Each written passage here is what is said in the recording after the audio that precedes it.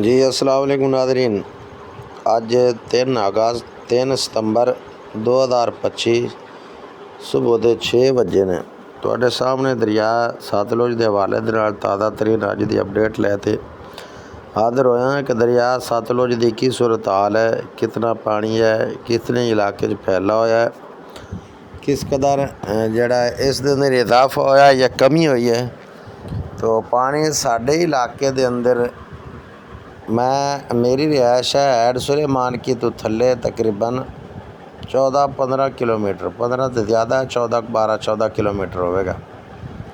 तो साढ़े इलाके तकरीबन 15 किलोमीटर तो ज़्यादा इलाके दरिया फैला होया है। पानी दरिया का सैलाब की शक्ल इख्तियार की हुई है। पानी फोरटवा नहर तो थोड़ा जिहा पिछे अगे है कलंदर बोतला, उस केर तो लैते तकरीबन पाकपतन वाली नहर तक टोटल पानी है। और हर बस्ती जी विच आई वो ज़ेरे आब है। कई मकानात डिग पे। दरिया तो पार है। कल बड़ी अफसोसनाक खबर मिली कि मेरे कुछ दोस्त बैठे ने कि उन्होंने घर जड़े है सारे तबाह हो गए, जिंदगी की जमा पूंजी रुड़ गई कि मकानात जड़े ने या ट्रैक्टर वगैरह वो भी पानी ले गया कि पानी चलद्या यकदम घूम मारा तो सारी चीज़ जड़ी है उन्हें गर्क कर दी। तो मैं कोशिश ये चाह कि मैं राबते चाह कि जिवें मैंने वीडियो उत्थों की मिलती है कोई तो मैं ज़रूर तुहानूं वो विखावांगा, उन्हें तो आगाह करांगा, क्योंकि वो पानी दो दरियावां दे विच है तो उत्थे जाना भी बड़ा मुश्किल है। ये ऐड सुलेमान की दी पट्टी की सूरत हाल है कि जी 1988 वाली लगी हुई है, थोड़ा जिहा पानी थल्ले है। तो पानी की ये सूरत हाल है कि पानी ने चारों तरफ तबाही फेर दी। पानी सड़कां क्रॉस कर गया। वो कारपेट रोड है या नवा बना होया जिंदे उत्तों पानी गुजरता पिया है कि किसी वक्त भी ये रोड फिस सकता है, ये तोड़ हो सकता है, खराब हो सकता है। तो पानी बड़ा है।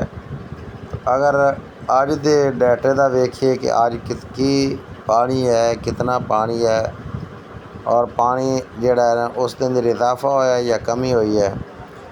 तो गंडा सिंह जड़ा है उत्ते पानी वधा है कल की निस्बत 1,69,501 क्यूसक पानी गंडा सिंह ते है, जड़ा गंडा सिंह के थल्लों ऐड दे गुजरदा पिया है और ऐड सुलेमान की वाल आ रही है।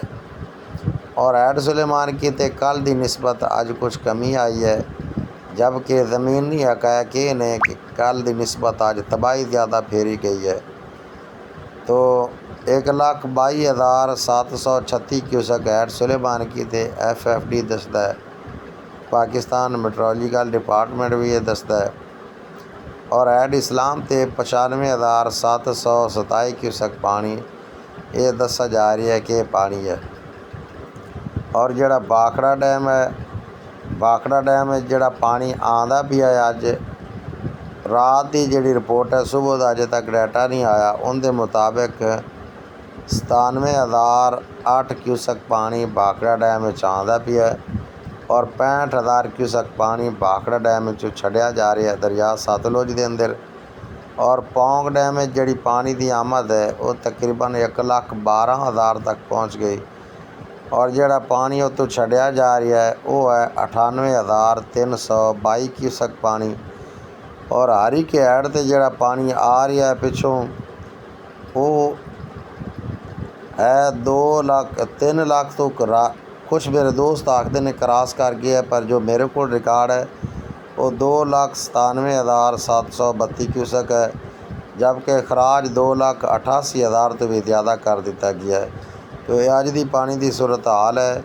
अगर तुहानूं ये वीडियो पसंद आए तो मेरे चैनल को सबसक्राइब जरूर करना है, वीडियो को शेयर करना है, अपना ख्याल करना है, अपने हमसाइयों का ख्याल करना है। अस्सलाम वालेकुम।